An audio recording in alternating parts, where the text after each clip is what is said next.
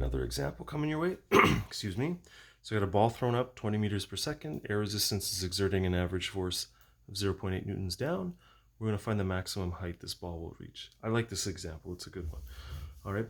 So we can find out how much energy it has at the beginning. It's all kinetic. Okay. We're going to take the reference point, height of 0, to be wherever the ball is thrown from. Okay. So we can do half mv squared to find out how much energy it has at first. A lot of times that equals the potential energy at the top, but it's not going to at this time because air resistance is doing work on this guy. So let's just write down some of our thoughts here. Okay, the ball's going to go up. It's got EK equal to half mv squared. All right, it's going to go up, up, up, up, up, up, up, up, up, up, up, up, till it reaches some maximum height. But the entire time it's going up, air resistance is doing that 0.8 newtons down, okay, for the whole height, okay? So we can actually find the work done by air resistance. I'll call it WAR. That's going to equal the force times distance, of course.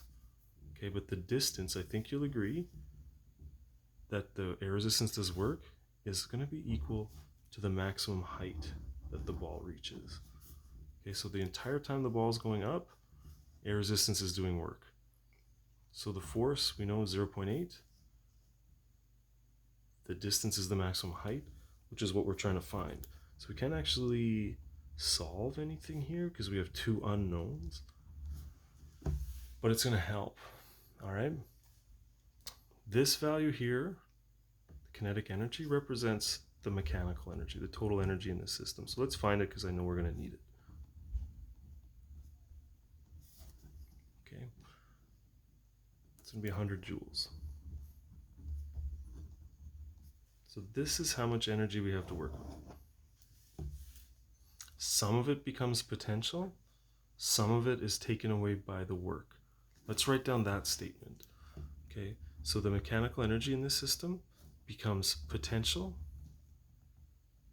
but some of it becomes work done by air resistance. Okay, or maybe you prefer this way of thinking about it. The work done by air resistance is going to be the energy at the bottom minus the energy at the top.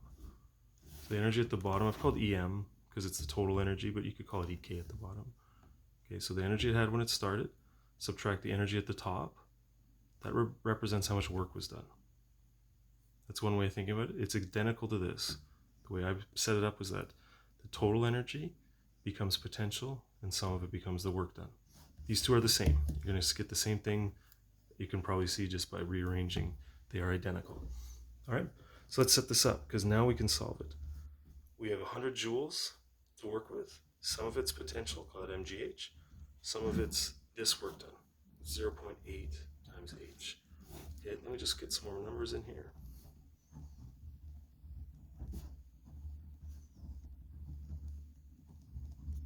Okay, and I think you'll agree this is something we can solve.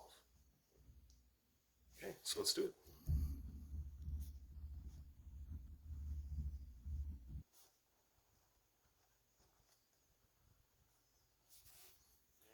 So we just have two terms with H, and we can handle that.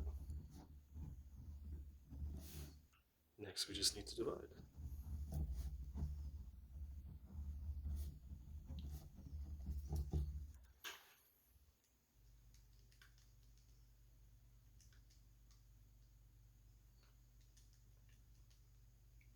Okay, I get 17.5 meters. Okay, I like this question. I think you're going to see one on the unit assignment, all right? Because it's not so typical. You can't just set up an equation and solve it.